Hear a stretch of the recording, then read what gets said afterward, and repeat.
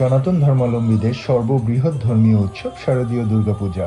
অস্ট্রেলিয়ায় বেশ কয়েক বছর যাবৎ দুর্গাপূজা শেষে শুভেচ্ছা ও সৌহার্দ্য বিনিময়ের লক্ষ্যে বিজয়া পুনর্মিলনী আয়োজিত হয়ে আসছে। অস্ট্রেলিয়ার 25টি সংগঠন বিজয়া সম্মিলন নামে এই অনুষ্ঠান করে আসছে।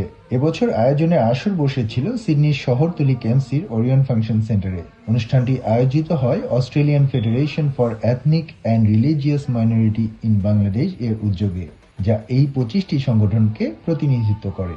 দেবী দুর্গার উপাসনার মূল আহ্বানকে পুনরুচ্চারিত করে এই বিজয়া সম্মেলনের প্রতিপাদ্য বিষয় ছিল অশুভের বিনাশ হোক, সূচি হোক বিশ্বলোক। সকল আসরিক, দানবিক, অমানবিক শক্তির বিনাশ ঘটে বিশ্বে শান্তি, মঙ্গল ও শুভ শক্তির প্রতিষ্ঠা হোক, এটাই প্রার্থনা।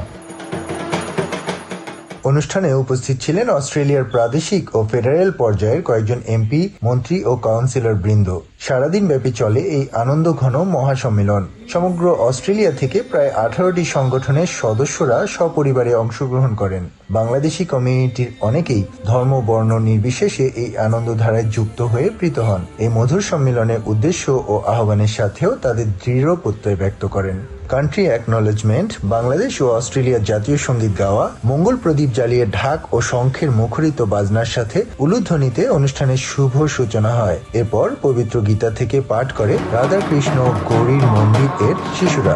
এরপর সম্মিলিত বিজয়া সম্মেলনের উদ্যোগে ও পরিকল্পনায় এবং আকাশদের তত্ত্বাবধানে নির্মিত স্বল্প দৈর্ঘ্য ডকুমেন্টারি ভিডিও প্রদর্শিত হয়।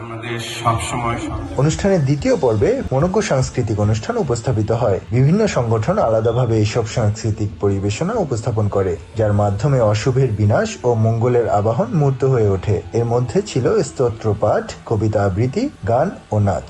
অনুষ্ঠানে বক্তারা আঁধার মুছে আলো প্রতিষ্ঠায় এই মহৎ উদ্যোগের সাথে সংহতি প্রকাশ করেন।